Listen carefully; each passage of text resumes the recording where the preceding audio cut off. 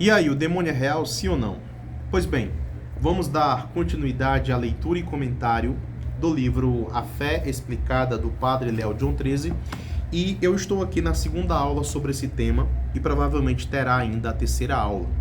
E se você não assistiu ainda a primeira, eu peço que você dê uma parada agora, assista lá a primeira, para que o seu conhecimento fique mais lógico, tá certo? Porque cada aula vai preparando a sua cabeça para a próxima aula. E também não esqueça que a chave para você ajudar o apostolado católico com qualquer valor está aqui na descrição. Vou repetir a mesma coisa que eu falei no vídeo anterior. Ajudando ou não, a missão do apostolado católico continua, ok? Mas eu quero tentar profissionalizar o canal, tá certo? Trazer mais coisas, aumentar a estrutura. Muitas vezes, como eu falei, eu não gravo aulas para o canal porque eu moro na pista praticamente, certo?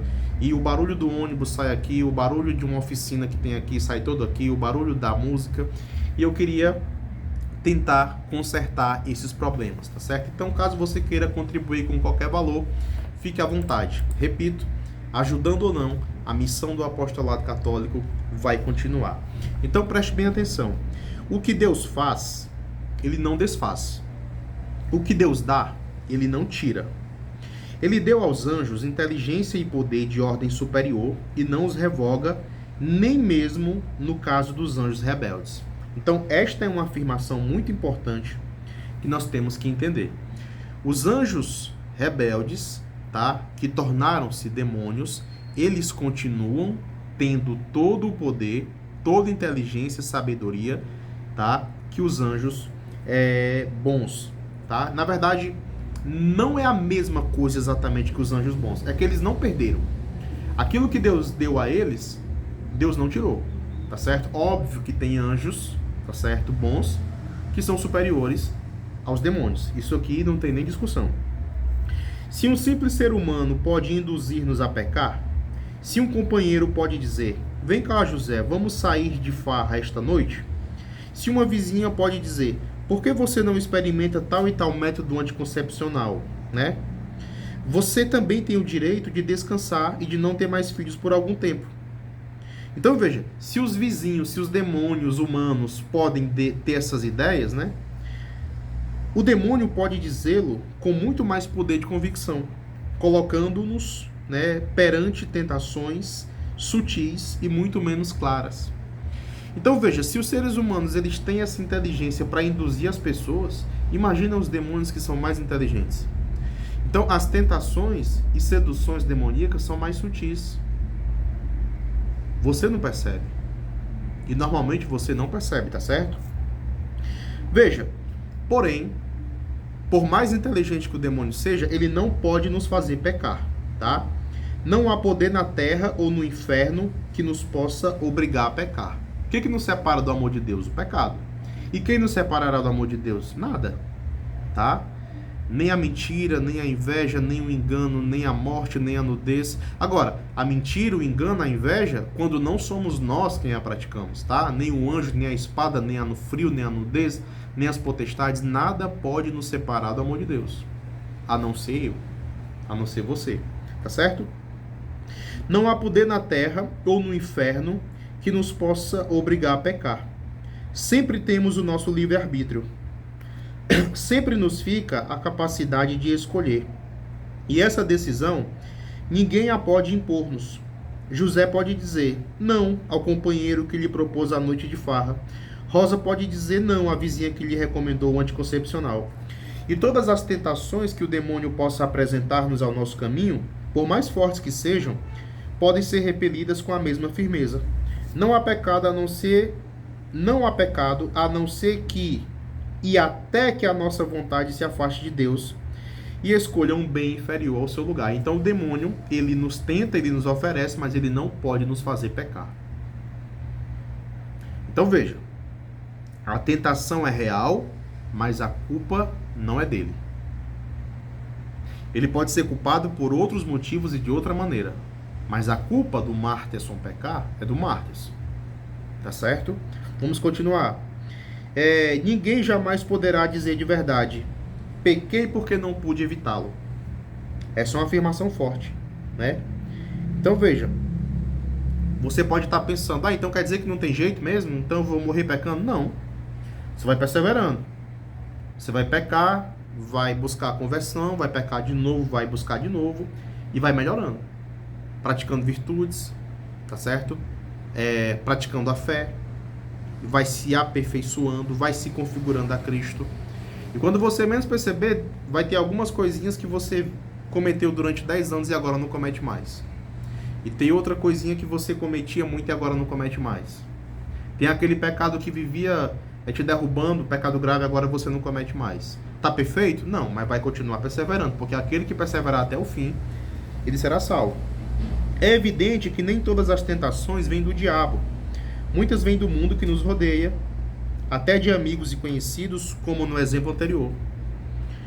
Outras procedem de forças interiores profundamente arraigadas em nós, aqui chamamos paixões. Forças imperfeitamente controladas e, com frequência, rebeldes, que são o resultado do pecado original. Mas seja qual for a origem da tentação, sabemos que, se quisermos, podemos dominá-la. Então veja, nem tudo é culpa do diabo. Muitas coisas são nossas paixões. Um vício nada mais é do que uma paixão que se descontrolou. Agora, onde foi que se descontrolou? Quando? Por quê? E como controlar? O problema é como controlar. Que muitas pessoas, quando vão tentar controlar uma paixão que se descontrolou e virou vício, aí elas ficam mais escrupulosas e a coisa fica mais descontrolada. Não é aula disso, tá? Até porque eu não sou especialista nisso. Então vamos lá. Deus não pede a ninguém o impossível. Ele não nos pediria amor constante e lealdade absoluta se não fosse impossível dá-los. Então, devemos angustiar-nos ou assustar-nos porque virão as tentações? Sim ou não? A resposta é não. É precisamente vencendo a tentação que adquirimos mérito diante de Deus. Pelas tentações encontradas e vencidas, crescemos em santidade. Teria pouco mérito sermos bons se fosse fácil. Os grandes santos não foram homens e mulheres sem tentações. Na maioria dos casos, sofreram tentações terríveis e, vencendo-a, santificaram-se. Então veja, as tentações, não sobreveio tentação alguma sobre vós, que Deus não desse os meios para vos livrar. Então não tem tentação que você não possa se livrar. E não tem tentação que não venha para, digamos assim, o teu crescimento. Agora entenda uma coisa, porque tem muita gente que gosta de distorcer. A tentação vem para a edificação, mas o pecado não. Tá certo? Agora, até mesmo o pecado, quando ele é cometido, caso a pessoa se arrependa e perceba que caiu, perceba que é fraco e que precisa de Deus, não pecado, mas digamos assim, a queda, o fato da pessoa cair e perceber que tem que se levantar e que precisa do Senhor, isso é benéfico para ela, tá? Isso é muito benéfico. Olha aqui, ó, Romanos 8 e Catecismo 395. Abre aspas. O poder de Satanás não é infinito. Ele não passa de uma criatura, poderosa pelo fato de ser puro espírito, mas sempre criatura. Não é capaz de impedir a edificação do reino de Deus. Embora Satanás atue no mundo por ódio contra Deus e seu reino em Jesus Cristo, e embora a sua ação cause graves danos, de natureza espiritual e indiretamente até de natureza física, para cada homem e para a sociedade, esta ação é permitida pela divina providência, que com vigor e doçura dirige a história do homem e do mundo. A permissão divina da atividade diabólica é um grande mistério, mas, abre aspas, nós sabemos que Deus coopera em tudo para o bem daqueles que o amam. Fecha aspas. Então vamos aqui entender uma coisa. Aqui entra na parte misteriosa da coisa que a nossa inteligência não vai entender. A ação diabólica é permitida por Deus. A própria tentação não é enviada por Deus, mas é permitida, tá? Então Deus não tenta, e aqui não vamos entrar em algumas discussões que vão se complicar muito. Tem pessoas que dizem que Deus tenta, né? Mas enfim, o que nós ensinamos é: Deus não tenta ninguém, mas permite a tentação. Não nos deixeis cair em tentação, porque ela vem, porque Ele permite.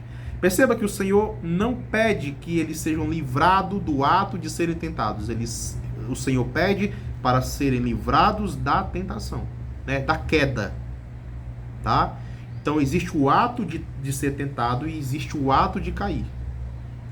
O Pai Nosso pede que Deus nos livre da queda, não da tentação, tá? Então, Deus vai permitindo essa tentação, só que o próprio Deus, mesmo permitindo a tentação e tudo aquilo que aparentemente contraria, né, os planos de Deus, o Senhor continua guiando o homem para a sua salvação, para a sua vida eterna. Agora, aqueles que se perderam, né, aqueles que se perderem, se perderão porque decidiram. Em verdade vos digo, né, na verdade nem foi Jesus que falou, né?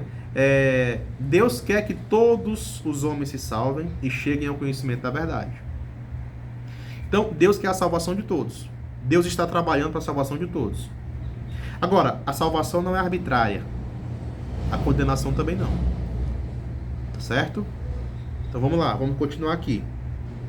É claro que não podemos vencer essas batalhas sozinhos. Temos de ter o auxílio de Deus para reforçar a nossa vontade enfraquecida. Como disse o Senhor, sem mim nada podeis fazer, né? João 15. O seu auxílio, a sua graça, até a nossa disposição em abundância ilimitada, se a desejarmos, se a procurarmos. A confissão frequente, a comunhão e a oração habituais, né? Especialmente na hora da tentação, tornar-nos-ão imunes à tentação, se fizermos o que está ao nosso alcance. Agora perceba, o padre diz que nós ficaremos imunes à tentação, mas ele não diz que a oração e a vida espiritual vai acabar com a tentação, tá? A tentação, ela vai continuar. A ponta do meu lápis quebrou e eu tô vendo se eu encontro outro aqui, tá? É muito ruim estudar sem lápis. Enfim, tá aqui. Vai ter que ser esse mesmo. Vai ter que ser isso mesmo. Então pronto. Então, a tentação, ela virá, mas com muita oração, com muita caridade, com vida sacramental, nós conseguiremos vencer. Marta, dá para vencer? Dá. Se não desse, Deus não pediria, né? Mas não temos também o direito de esperar que Deus faça tudo. Presta atenção. Se não evitarmos os perigos desnecessários, se, na medida em que pudermos, não evitarmos as circunstâncias, as pessoas, lugares ou coisas que possam induzir-nos à tentação, não estaremos cumprindo com a nossa parte. Se andarmos buscando o perigo, ataremos as mãos de Deus, afogaremos a graça na sua própria fonte. Então, o mesmo Deus que nos dá a graça para nos livrarmos da tentação, ele diz que não sobreveio tentação alguma que vocês não receberam as graças para se livrarem delas. Agora vamos lá. Você sabe que vai cair num pecado amanhã e Deus te lembra hoje para não fazer isso. Percebe como Deus já está agindo?